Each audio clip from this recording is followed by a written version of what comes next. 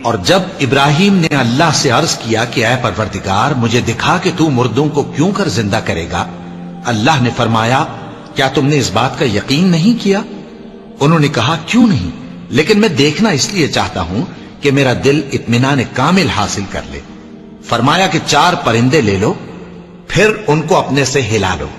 اور ان کے ٹکڑے ٹکڑے کر دو، پھر ان کا ایک ایک ٹکڑا ہر ایک پہاڑ پر رکھ دو، پھر ان کو بلاؤ تو وہ تمہارے پاس دوڑتے چلے آئیں گے، اور جان رکھو کہ اللہ غالب ہے، صاحب حکمت ہے۔ جو لوگ اپنا مال اللہ کی راہ میں خرچ کرتے ہیں ان کے مال کی مثال اس دانے کی سی ہے جس سے 7 بالیں اگیں اور ہر ایک بال میں 100 دانے ہوں، اور اللہ جس کے اجر کو چاہتا ہے اور زیادہ کرتا ہے، اور اللہ کشائش والا ہے، سب کچھ جاننے والا ہے۔ جو لوگ اپنا مال اللہ کے راستے میں صرف کرتے ہیں پھر اس کے بعد نہ اس خرچ کا کسی پر احسان رکھتے ہیں اور نہ کسی کو تکلیف دیتے ہیں، ان کا صلہ ان کے پروردگار کے پاس تیار ہے، اور قیامت کے روز نہ ان کو کچھ خوف ہوگا اور نہ وہ غمگین ہوں گے۔ جس خیرات کے دینے کے بعد لینے والے کو ایذا دی جائے اس سے تو نرم بات کہہ دینی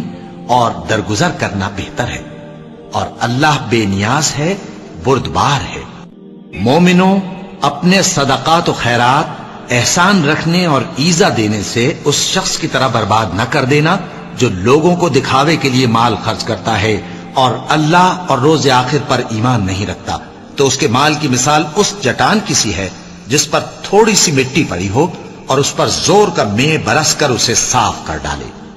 اسی طرح یہ ریاکار لوگ اپنے اعمال کا کچھ بھی صلہ حاصل نہیں کر سکیں گے، اور اللہ ایسے ناشکروں کو ہدایت نہیں دیا کرتا۔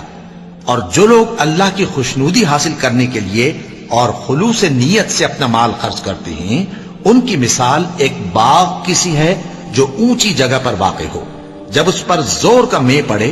تو دگنا پھل لائے، پھر اگر مے نہ بھی پڑے تو خیر پھوار ہی صحیح، اور اللہ تمہارے کاموں کو دیکھ رہا ہے۔